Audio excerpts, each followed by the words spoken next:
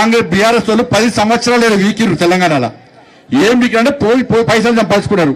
బోరబండల junior college పెట్టిస్తాన్నారు లేదా? పెట్టించిరా? ఈ bus stand దగ్గర బస్ స్టాండ్ చౌరస్తా మొత్తం ఇల్లు కోటి లేదా? రోడ్డు వెడల్పు వేస్తానరా లేదా? చేసిరా మరి?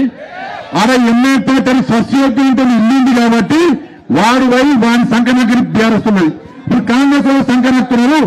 వాని షాపు ఉందని చెప్పి పాపం పేదోళ్ళ ఇల్లు షాపు ఇవ్వబట్టి ఆ రోడ్డును మాత్రం వెడల్పు వేస్తలేరన్న. దీపక్ రెడ్డి గెలిపిన పిల్లర బుల్డోజర్ వ్యక్తి మన షాపు కొట్టబడ్డారు. పక్కా కూడా కొడతా. వినాయక్ మధురా నగర్ నుంచి వినాయక్ నగర్ దాకా ఎంత ట్రాఫిక్ జామ్ అవుతుందన్నా? ట్రాఫిక్ జామ్ అవుతలేదా? దీని గురించి మాట్లాడమంటే దాని గురించి మాట్లాడక నేనంటే గుళ్ళు కడుతున్నట్ట, వాడు సమాధులు కడుతున్నట్టాడు. ఏమంటాడంటే సొంత పైసలు పెట్టి తుర్కోలకు సమాధులు కట్టిస్తాడట. గీడ హిందువుల శ్మశాన వాటిక ఉన్నది, దానిలో నీళ్ళు లేవు, కరెంటు లేదు, దానిలో బోరింగ్ లేదు, దాని గురించి మాట్లాడాడట. ఆడికి పోయి మాట్లాడతాడట.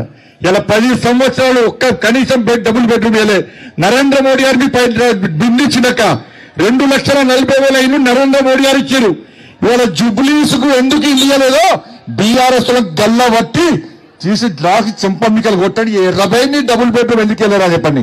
2,40,000 ఇల్లు ఇస్తే మీకు ఒక్క ఇల్లు ఇవ్వలే. వాళ్ళు మీకు ఇచ్చే రేషన్ బియ్యం మనం ఇస్తున్నాం అక్క. రేషన్ బియ్యం మీకు ఇచ్చే పెన్షన్ పైసలు మనవి. ఇలా ఏం చేస్తా ఇలా చేసేది మనమైతే ఇవాళ బీఆర్ఎస్ కాంగ్రెస్ కలిసి గేమ్ ఆడుతున్నారు. కాళేశ్వరం పేరుతో 1,00,000 కోట్లు చంపారు. ఇవాళ ఫోన్ ట్యాపింగ్ చేస్తే వాళ్ళు వేసి ఫోన్ ట్యాపింగ్ చేసిరు. డ్రగ్స్ కేసు చేసింది వాళ్ళే. అన్ని పొట్టు పైసలు సంపాదించుకుని తప్ప ఈ 10 సంవత్సరాలు బీఆర్ఎస్ చేసిందే లేదు, వాళ్ళు పీకిందే లేదు. అందుకే వాళ్ళని ఫామ్ హౌస్ పరిమితం చేస్తాం.